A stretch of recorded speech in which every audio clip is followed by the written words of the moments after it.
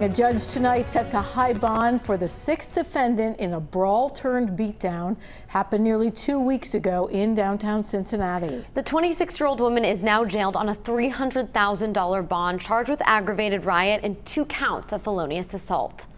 Aisha Devon appeared before a judge today. The public defender says she's a Cincinnati native who is a chef at the Great American Ballpark and also drives one of those golf cart style cabs at the banks. She has a 6-year-old daughter she cares for. She also has 2 previous theft felonies from about 6 years ago. Police say she is the woman in white in the widely seen videos. The assistant prosecutor described the 2 assaults he says she committed during the fight on 4th Street. One was the woman who was knocked unconscious. She and others struck her about the face and head. And then the other one was a male victim where she repeatedly kicked, stomped him while he was on the ground. Judge, these are significant acts of violence.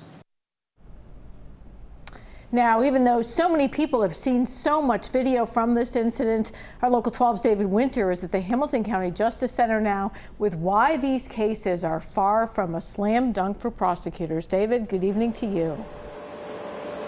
Yeah, good evening, Liz. Good evening, everyone. 4 of the 6 people who have been arrested so far in the downtown incident are in jail behind me. 1 has bonded out. The other is still waiting to be extradited from Georgia. We spoke today to 2 prominent local defense attorneys who say these cases are not going to be easy to prosecute.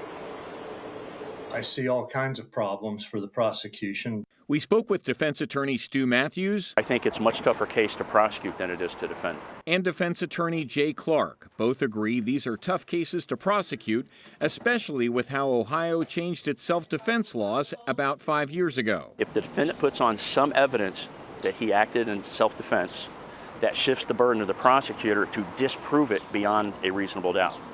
So they have to prove you did not act in self-defense. And one could argue there is certainly enough video evidence showing at least one of the people police are calling a victim was not only ready to fight, but also slapped one of the defendants. Obviously, if he gets slapped, that would be an assault.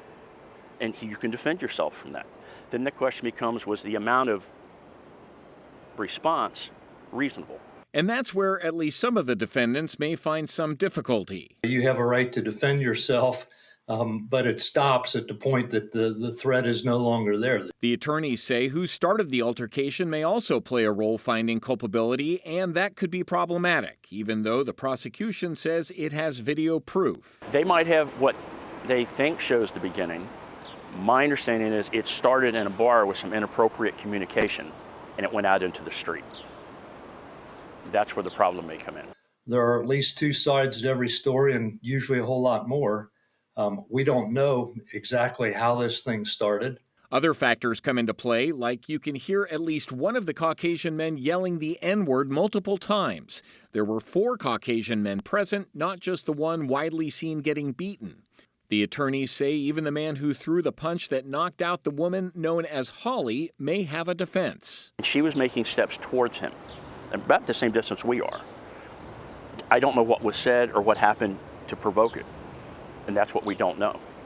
So that might even be defensible. It could be.